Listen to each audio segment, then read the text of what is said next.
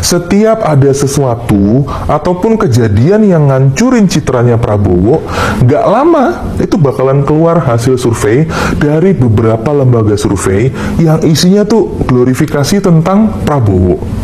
Dan umpan lambung dari lembaga survei itu diambil sama pasukan buzzernya untuk glorifikasi kalau Prabowo dicintai, makin naik, tidak terbendung, dan sejenisnya. Tinggal di closing dengan serangan buzzer di akun sosmed pendukungnya Ganjar pakai kalimat ini. Semakin kita serang Prabowo, surveinya makin melambung tinggi. Nah, yang perlu kalian ketahui, salah satu kunci untuk membentuk opini publik pas kampanye adalah dengan lembaga survei. Dan kubu Prabowo ngerti banget tentang itu. Makanya dia manfaatin lembaga survei untuk ngebantuin mereka. Terus gimana caranya mereka manfaatin lembaga surveinya itu? Ya, masa gue mesti jelasin juga? Anyway, gue bukannya nggak percaya dengan lembaga survei lo ya. Tapi kalau ngelihat ke belakang, dari tahun 2014 silam, jadinya ya emang nggak percaya. Gini aja patokannya. Kalau hasil survei dari lembaga survei itu benar-benar merepresentasikan hasil akhir Pilpres, harusan Prabowo udah menang dari 2014 dan udah jadi presiden dari 2014 kemarin. Bener nggak? Secara waktu itu hampir semua lembaga survei menangin Prabowo daripada Jokowi. Kalau nggak salah ada sekitar 16 lembaga survei di tahun 2014 loh, itu yang menangin Prabowo. Tapi hasilnya siapa yang menang? Kalau lu bisa mikir, itulah jawabannya. Oke, kembali lagi di channel MD 2045. Salam inspirasi, salam NKRI, harga mati. Nah, teman-teman mungkin sudah mendengarkan sedikit edukasi dari saudara kita mengenai Prabowo Subianto. Lagi-lagi kita membahas Prabowo Subianto. Prabowo Subianto mencalonkan diri sebagai calon presiden dalam Pilpres di tahun 2024 yang didampingi oleh Cawapres Gibran Rakabumi atau putra sulung Pak Jokowi Dodo. Teman-teman mungkin sudah mendengarkan sedikit edukasi dari saudara kita, itu memang sangat membuka wawasan kita agar kita mengetahui lembaga survei yang digunakan Prabowo Subianto dan strategi-strategi Prabowo selama kampanye. Menurut saya, penyampaian dari saudara kita tersebut sangat-sangat bermanfaat. Nah, di sini kita akan melihat tangisan warganet untuk Prabowo Subianto di debat ketiga Pilpres di tahun 2024, bentuk emosi atau strategi kampanye. Tanda tanya. Memang di situ terlihat banget Prabowo Subianto seperti menahan nangis soal yang dibandingkan Anies Menteri Pertahanan itu 11 dari per 100. Yang menurut saya sih enggak sepantasnya Anies membandingkan dan menilai Prabowo sampai 11 segitu. Tetapi ya mau gimana lagi, itu ajang perdebatan yang harus adu argumen. Nah, yang heran, Prabowo Subianto yang duduk sebagai Menteri Pertahanan, masa yang lebih paham Anies daripada Prabowo Subianto? Seharusnya materi tersebut bisa dipahami oleh Prabowo Subianto karena Prabowo Subianto sedang menjabat sebagai Menteri Pertahanan. Anies menanyakan soal 700 triliun anggaran. Namun Prabowo tidak menjawab dan mengajak Anies dan Ganjar untuk mengopi dan membuka data-data. Memang ada sebagian data Menteri Pertahanan yang tidak harus dibuka. Tetapi soal pertanyaan tersebut bukan ilegal atau bukan yang harus disembunyiin, melainkan harus ditahu oleh publik. Karena itu soal anggaran, uang, bukan strategi-strategi atau senjata atau pertahanan TNI. Nah, disitulah mulai memang tampak sekali Prabowo Subianto seperti menahan nangis. Kalau melihat raut wajahnya atau mungkin kecapean atau mungkin nangis ya, teman-teman bisa menilai atau bisa menilai dengan gestur tubuh dari Prabowo Subianto dan raut mukanya memang tampak sekali seperti menahan nangis.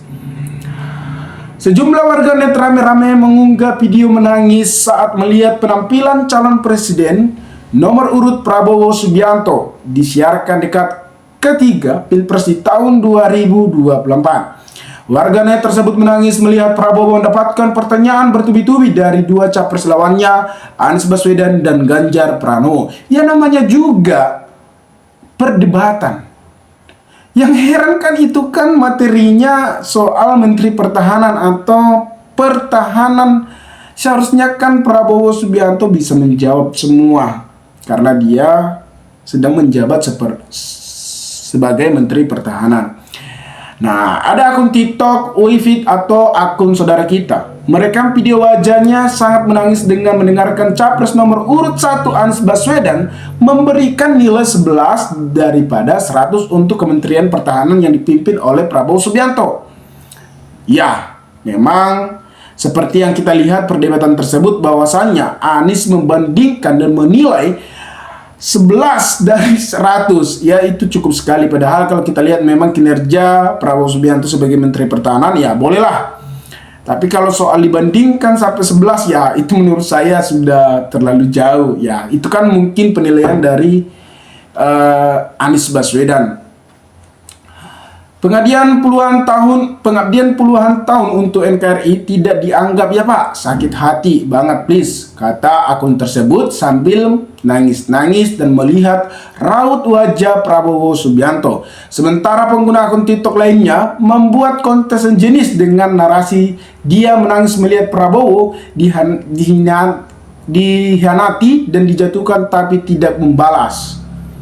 Sebenarnya bukan Prabowo yang tidak mau membalas, tetapi ya kalau kita lihat memang di situ Prabowo kayak sudah kalah, yang kayak kalah debat dan tidak mengetahui apalagi yang dijawab sehingga raut wajahnya terlihat sedih. Ya menurut saya itu kembali lagi perspektif dengan teman-teman memandang bahwasannya raut wajahnya apakah tampak menahan nangis atau tidaknya, ya mungkin dari teman-teman ya kita kan sepantasnya untuk menyuarakan apa isi hati kita. Kita hanya memberikan narasi dan melihat berita-berita yang saat ini, dan saat ini juga saya akan melihat berita-berita yang harus kita maparkan. Ya kita kembali lagi kepada teman-teman jadi kita harus berpikir secara logika, bukan ya tentunya di dunia politik kita tidak boleh bermain dengan perasaan, melainkan secara logika dengan berpikir agar kita tidak tertipu. Itulah dunia politik yang sesungguhnya. Sementara akun tersebut sejenis narasi dan dia melihat Prabowo dihianati dan dijatuhkan tapi tidak membalas, bukan tidak membalas seperti yang saya katakan tadi. Ya, aku belajar sabar, tulus dan ikhlas sama Pak Prabowo, kata warganet tersebut, karena melihat narasi yang cukup menyedihkan melihat Prabowo Subianto. Dan hari ini Pak Prabowo membuktikan kita tidak peduli menjatuhkan orang lain untuk terlihat lebih unggul. Sementara terus Pak Prabowo, tulis warganet lainnya, bukan tidak terunggul, tetapi kan itu materinya tentang Menteri Pertahanan atau Pertahanan, yang pertanyaan Anies yang ya menurut saya di situ juga Prabowo sangat suka marah-marah dan emosian, sehingga orang yang suka emosian tentunya ingatan atau yang ada dalam isi hatinya akan sulit untuk menerapkan atau melawan alam bicara kita. Ya tentunya seperti kita mempresentasikan, ya sepertinya juga dengan saya hari ini yang sedang membuat video ini agak susah karena saya belum terlalu mahir, tetapi ya teman-teman mungkin selalu mendukung dan memberikan arahan atau kritikan kepada saya, ya saya terima. Nah teman-teman mungkin lebih pahamlah apa yang disampaikan saudara kita tadi, bahwasannya lembaga survei, ketika lembaga survei Prabowo menurun, maka banyak yang membuat sehingga survei Prabowo naik. Apakah itu survei bayaran? Ya tentunya teman-teman bisa menilai dan bisa melihat saat ini, apalagi situasi saat politik sekarang saat memanas, apalagi Pak Jokowi telah mendukung Prabowo dan memihak kepada Gibran, membuat masyarakat kecewa dan banyak penolakan bahwasannya presiden bisa melakukan kampanye, tetapi sesuai undang-undang bahwasannya memang presiden boleh kampanye, tetapi asalkan jangan menggunakan fasilitas negara atau anggaran atau APBN negara. Nah, teman-teman, dimanapun Anda berada, maka berikanlah tanggapan teman di kolom komentar agar kita bisa saling tukar pikiran satu antara lain. Salam inspirasi, salam NKRI MD 2045 melaporkan.